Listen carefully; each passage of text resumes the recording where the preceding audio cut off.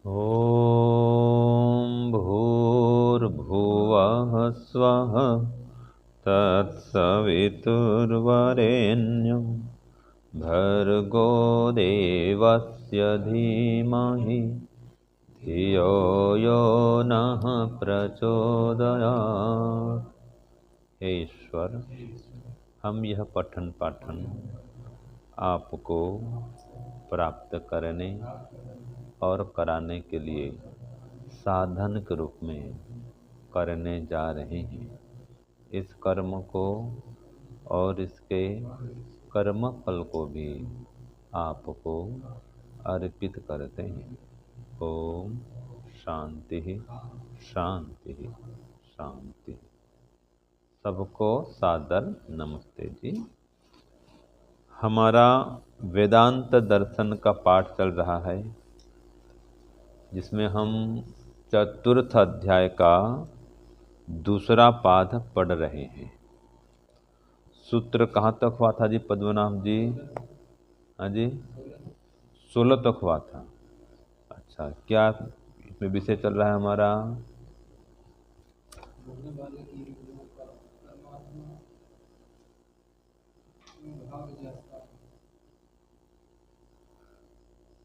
मरने वाले की इंद्रियों का परमात्मा में संगम कैसा होता है। ठीक है, तो कैसा होता है?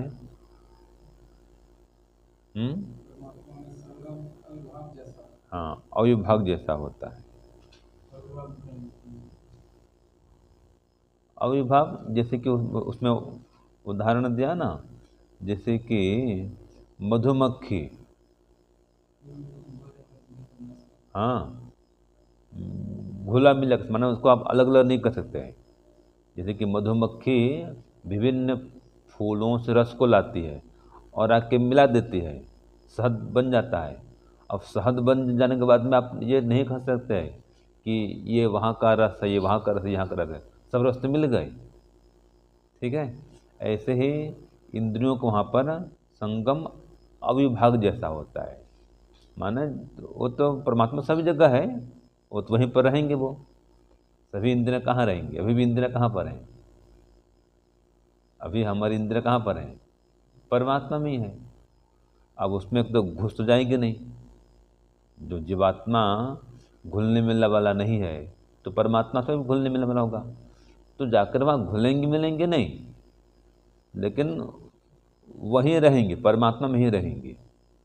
ठीक है, ये इसका तात्पर्य है। और ये भी हमने पढ़ा था कि मृत्यु के पश्चात जीव और सूक्ष्म शरीर कहाँ पहुँच जाते हैं? तो कहाँ पहुँच जाते हैं जी? मरने के बाद में जीव और सूक्ष्म शरीर कहाँ पहुँच जाते हैं? हाँ, परमात्मा के अधिकार में पहुँच जाते हैं, यह हमने पढ़ा था। फिर पढ़ा था कि बद्ध जीवात्मा सूक्ष्म शरीर के साथ में अगली योनि में जाता है कि नहीं, आगे की योनि में? तो क्या उत्तर है? जाता है। बद्ध जीवात्मा सूक्ष्म शरीर के साथ में देहांतर में गमन करता है। ठीक है, यह हमने पढ़ा था सूत्र 14 में। तो इस प्रकार से 14, 15, 16 का हमारा ये पाठ हो गया था। अब सूत्र चलेगा 17। सूत्र बड़ा है। सूत्र पहले बोलते हैं, तदोको अग्रज्वलनम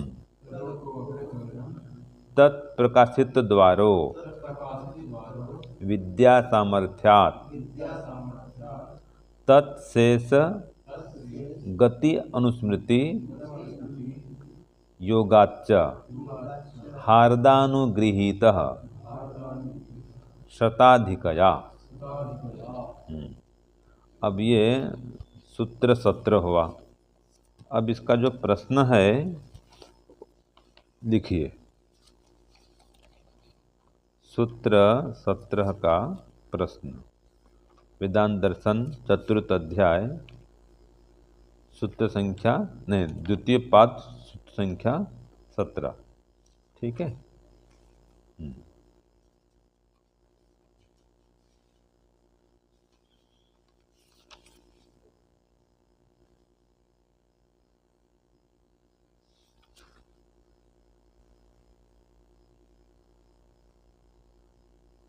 सूत्र संख्या 17 है ना।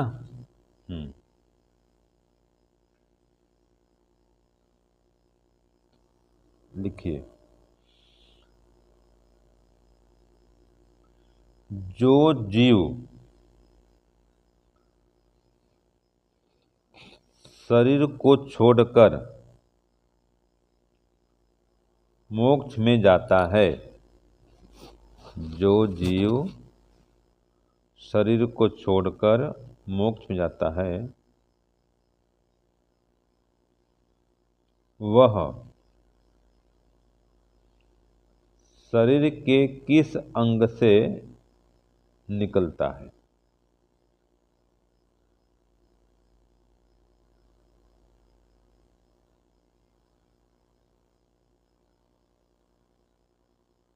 ब्रैकेट में कहाँ से शरीर छोड़कर चला जाता है, माने किस अंग से, किस अंग से शरीर को छोड़कर चला जाता है, यह प्रश्न हुआ। ठीक है, किस अंग से निकलता है अथवा किस अंग से शरीर छोड़कर चला जाता है। ठीक है, ये प्रश्न हुआ। अब इसका उत्तर लिखिए। पहले एक बार समझते देखिए कितना ये है, सूत्र से इसका संबंध देखो। सूत्र क्या कहा था? तद ओ को अग्रज्वलनम, है ना। तो इसी का सूत्रार्थ में लिखा गया है, जीव के हृदय रूपी घर का प्रकाशित होना। ठीक है, ये सूत्र का अर्थ लिख रहे हैं, उत्तर भी लिख रहे हैं, तो इतना बड़ा है। फिर कह रहा है तत्प्रकाशित द्वारो, माने इससे प्रकाशित द्वार वाला जीव।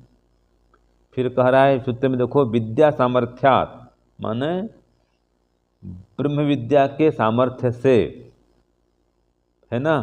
फिर आगे आ रहा है तत्शेष गति अनुस्मृति योगाच्च, इसका अर्थ है ब्रह्म विद्या के अंगभूत बराबर निष्क्रमण के संकल्प से हार्दानुगृहित, माने हृदय में उपासित ईश्वर की कृपा से। अब आ रहा है शताधिकया, तो 101वीं नाड़ी से शरीर छोड़कर बाहर चला जाता है। समझ गए? इतना बड़ा उत्तर है, ये सूत्र बड़ा है इसलिए उत्तर बड़ा है। ठीक है, तो जो प्रश्न मुख्य था कि वह शरीर के किस अंग से बाहर निकलता है, तो क्या उत्तर आया था इसका? 101वीं नाड़ी से शरीर छोड़कर बाहर निकल जाता है। हाँ जी, कहाँ से बाहर निकलता है? 101वीं नाड़ी, माने जो मूर्धा है, मूर्धा को फोड़कर बाहर निकल जाता है। जो जीवात्मा जाता है मोक्ष में, वो मूर्धा से निकलता है, ऊपर से बाहर निकल जाता है। ठीक है, तो इसका उत्तर लिखिए। जीव के हृदय रूपी घर का प्रकाशित होना, जीव के हृदय रूपी घर का प्रकाशित होना, अल्प विराम, इससे प्रकाशित द्वार वाला जीव,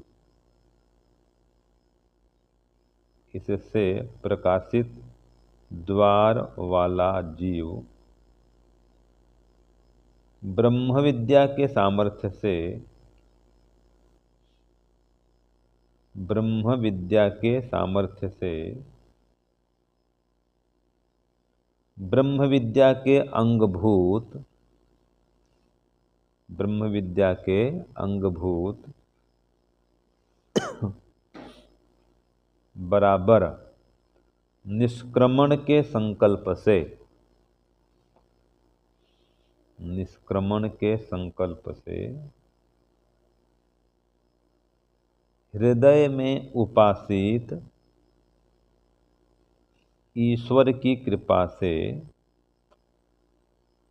हृदय में उपासित ईश्वर की कृपा से 101वीं नाड़ी से, 101वीं नाड़ी से शरीर छोड़कर चला जाता है।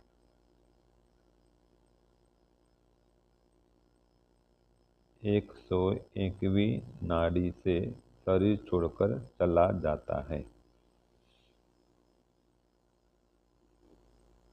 ठीक है। अब नीचे लिखिए, ये उत्तर, ये तो सूत्रार्थ हुआ मुख्य रूप से, इसको कर दीजिए सूत्रार्थ 17 लिखिए, इसको लिखिए सूत्रार्थ 17 लिखिए। हाँ, अब इसका उत्तर जो शॉर्टकट लिखना अब लिखिए संक्षिप्त उत्तर लिखिए, नीचे फिर लिखिए जो लिखे थे प्रश्न ना, तो संक्षिप्त उत्तर 17 लिखिए। हैं? हाँ, संक्षिप्त कर दो, संक्षिप्त उत्तर कर दो। जो प्रश्न लिखा गया है ना जी, उसका संक्षिप्त में उत्तर लिखिए। जो जीव लिखिए, जो जीव शरीर छोड़कर मोक्ष में जाता है,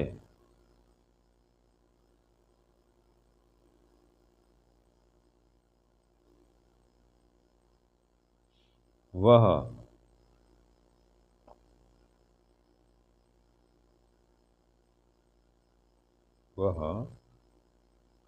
ईश्वर की कृपा से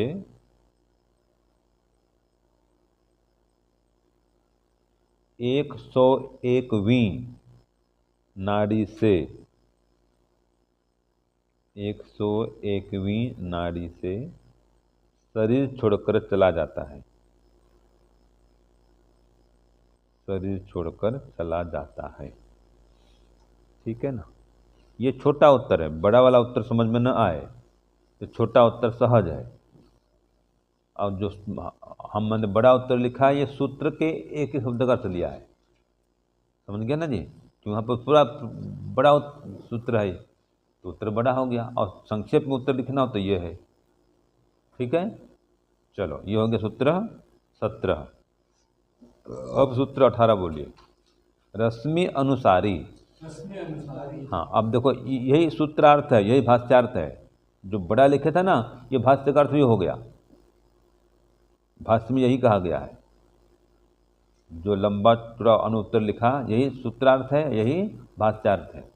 और अभी जो लिखे वो 2 लाइन का, ये तो प्रश्न का संक्षेप में उत्तर है।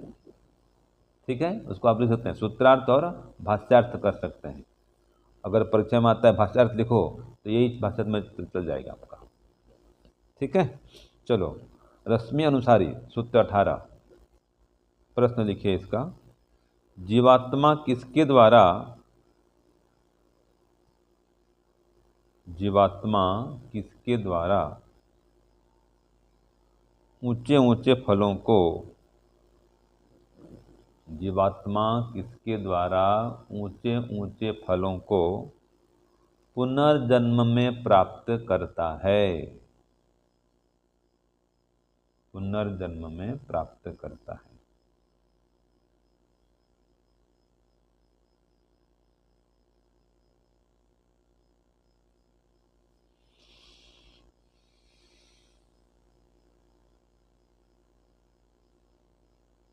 ठीक है, उत्तर लिखिए। जीवात्मा ज्ञान के द्वारा ऊंचे ऊंचे फलों को या ऊंचे ऊंचे फलों की प्राप्ति पुनर्जन्म में करता है। ठीक है ना। किसके द्वारा? ज्ञान के द्वारा।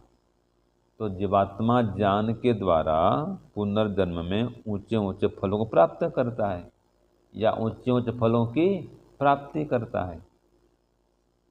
ठीक है, हाँ।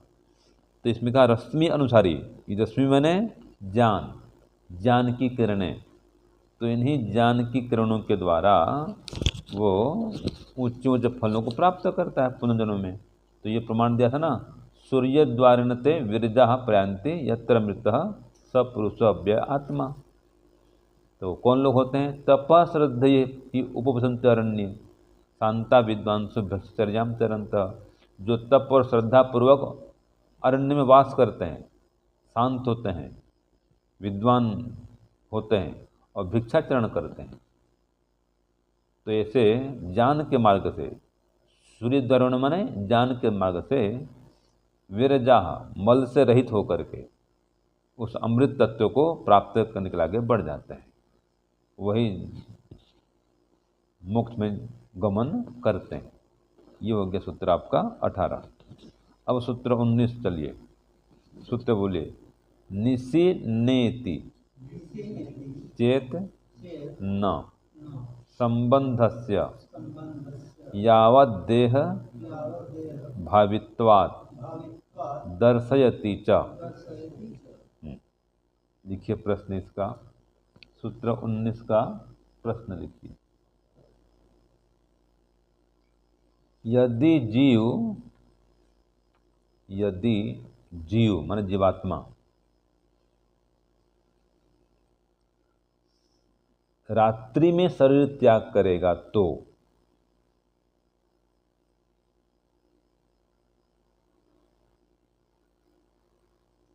यदि जीवात्मा रात्रि में शरीर त्याग करेगा तो सूर्य रश्मियों के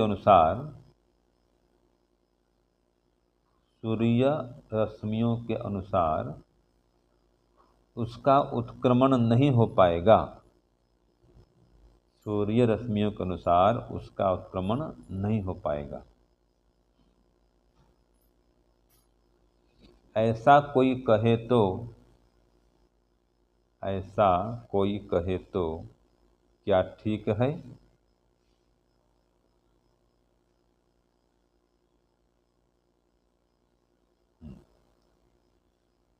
तो उत्तर लिखिए, ऐसा कहना ठीक नहीं है।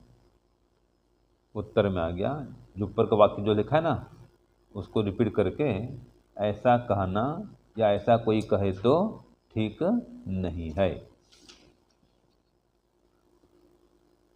क्योंकि, है ना, ऐसा कोई कहे तो ठीक नहीं है क्योंकि सूर्य रश्मियों का संबंध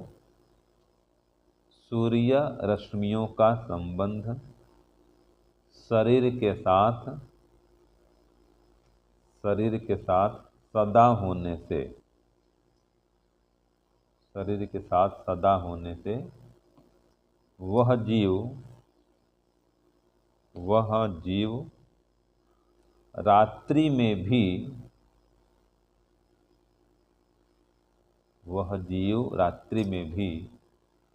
पुनर्जन्म में जा सकता है।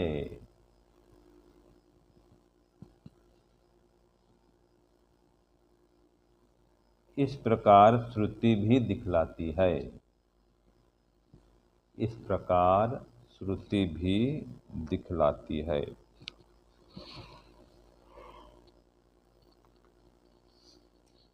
ठीक है, तो देखो कितना अच्छा प्रश्न किया।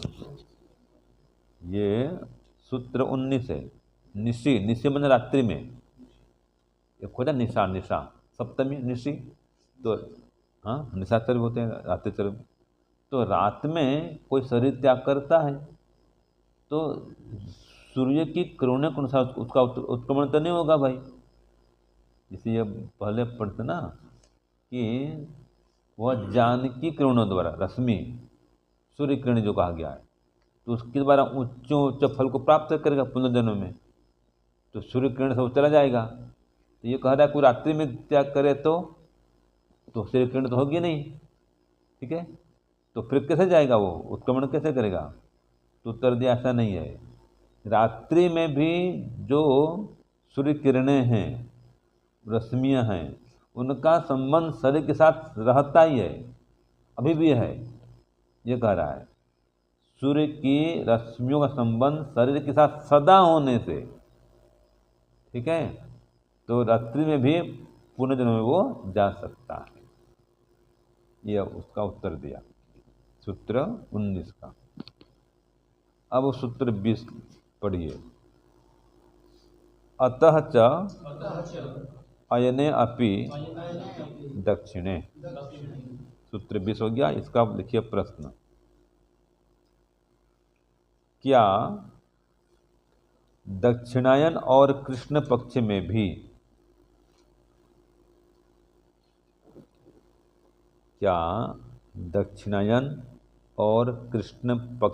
भी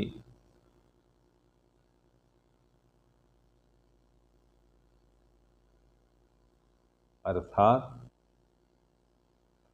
अल्प ज्ञान वाले जीव भी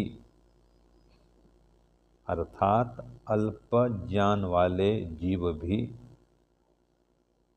पुनर्जन्म को प्राप्त करते हैं, पुनर्जन्म को प्राप्त करते हैं। तो उत्तर लिखिए हाँ।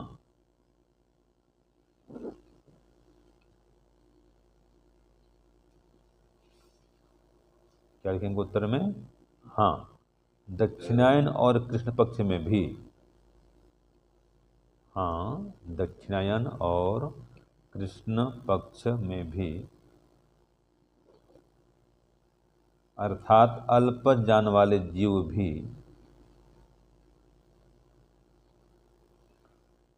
पुनर्जन्म को प्राप्त करते हैं, पुनर्जन्म को प्राप्त करते हैं।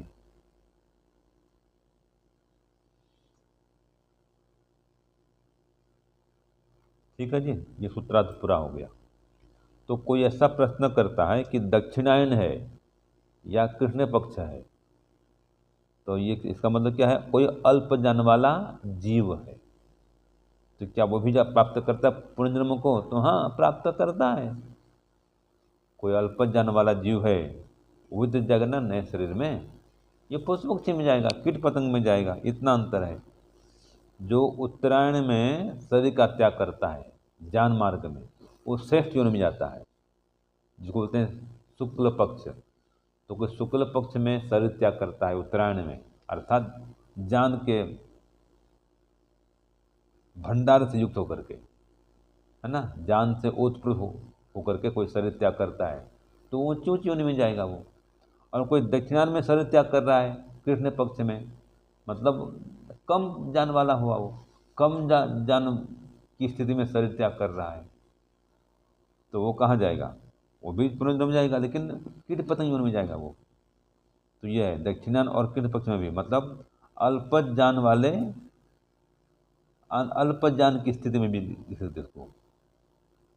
हाँ जी, अल्प ज्ञान वाले जो भी लिखे ना, वो हाँ, तो अल्प ज्ञान की स्थिति में भी करो, ज़्यादा स्पष्ट रहेगा। अल्प ज्ञान की स्थिति में भी, क्योंकि हाँ मैं आ गया ना, तो दक्षिणायन और किस पक्ष में, माना अल्प ज्ञान की स्थिति में, ये ज़्यादा फिट बैठता है उसमें, है ना। तो अल्प ज्ञान की स्थिति में भी जीव पुनर्जन्म को प्राप्त होता है, लेकिन वो निम्न योनि में जाएगा, और उच्च ज्ञान की स्थिति में कहाँ जाएगा? श्रेष्ठ जन्म में जाएगा। इतना इसका अंतर है। तो ये हो गया आपको सूत्र संख्या 20। अब एक ही बचता है, बस पूरा हो जाएगा। चलो सूत्र 21 लिखिए। हाँ, देखिए सूत्र बोलिए पहले। योगिनः प्रति च स्मर्यते स्मारते च एते। अब ये हो गया सूत्र 21। अब इसमें थोड़ा विचारणीय है। यह जो प्रश्न है ना, आज मेरी बात हुई थी इस विषय में स्वामी जी से, तो इसमें थोड़ा गड़बड़ है। गड़बड़ क्या है? लिखिए, इसका प्रश्न लिखिए पहले। सूत्र 21। योगी लोग ज्ञान युक्त होते हैं,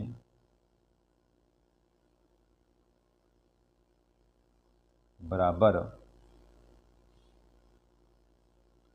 उत्तरायण में मृत्यु के बाद ब्रह्म को प्राप्त होते हैं। उत्तरायण में, ठीक है, मृत्यु बाद मोक्ष को प्राप्त होते हैं।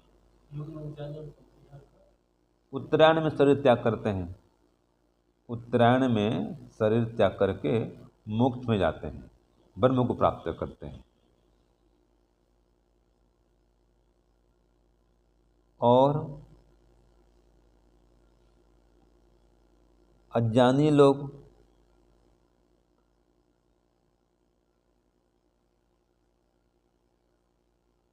कृष्ण पक्ष में, अर्थात दक्षिणायन में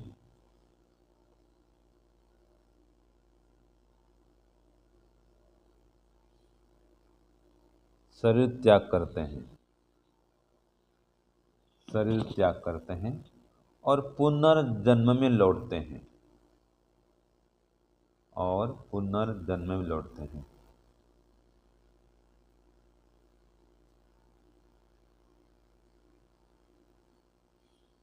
ऐसा कथन क्यों किया गया है?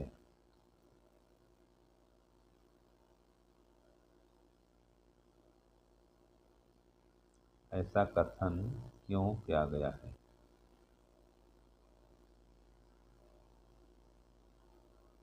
ठीक है, तो उत्तर लिखिए।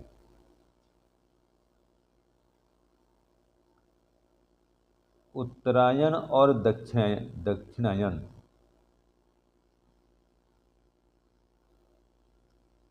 उत्तरायण और दक्षिणायन दोनों फलों का कथन, उत्तरायण और दक्षिणायन दोनों फलों का कथन स्मृति में साधारण योगी के प्रति किया गया है।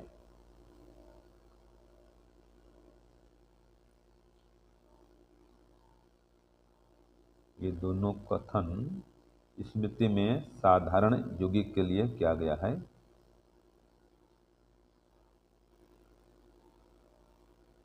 और ये दोनों बातें स्मृति विहित होने से मैंने स्मृति से विहित होने से, स्मृति से